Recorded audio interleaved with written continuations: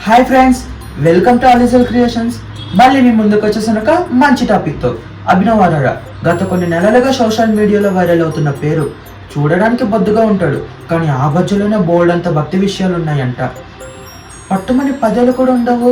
అతని యూట్యూబ్ ఛానల్లో 9.5 లక్షల మంది సబ్స్క్రైబర్స్ ఉన్నారు. ఢిల్లీకి చెందిన ఈ బాలుడు తనకు తానుగానే బాల సాధువునిగా ప్రకటించుకున్నాడు. అతని పేరెంట్స్ అయితే మా అబ్బాయి సాక్షాత్తు శ్రీకృష్ణుని సోదరుడు బలరాముడి అంశ అని బల్లగుద్ది మరీ చెప్తున్నారు. ఏ పండగ వచ్చినా, ఏ భక్తి సభ జరిగినా ఈ అభినవ్ బాబు ఉండాల్సిందే. హిందూ మత గ్రంథాలు, రామాయణము, భగవద్గీత పలు సంఘటనలు ఎక్స్ప్లెయిన్ చేస్తూ, ఉదాహరణగా చెప్తూ అందరినీ ఆకర్షిస్తున్నాడు. హిందీ, సంస్కృతం, ఇంగ్లీష్ భాషలలో ప్రసంగిస్తూ అందరినీ ఆకర్షిస్తున్నాడు. ఇవే వీడియోలు యూట్యూబ్ ఛానల్ అప్లోడ్ చేయడం, ఛానల్లోని లక్షల వ్యూస్ రావడం జరిగిపోతాయి.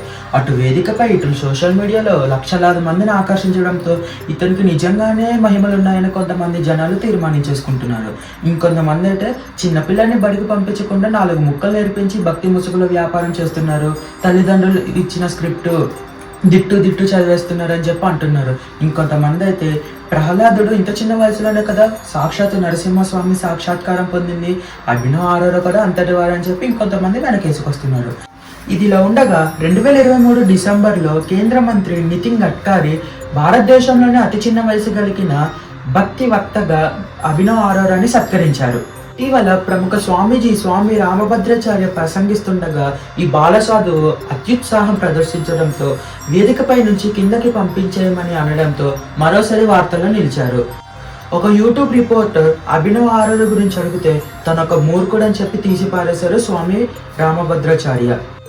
భక్తిని అడ్డం పెట్టుకొని చిన్న పిల్లాడి చేత వ్యాపారం చేపిస్తున్నారనే విమర్శలు ఎక్కువడంతో తనపై వ్యతిరేకంగా కథనాలు రాసిన 7 యూట్యూబ్ ఛానళ్లపై కోర్టులో కేసు వేశాడు అభినవ్ అరోరా.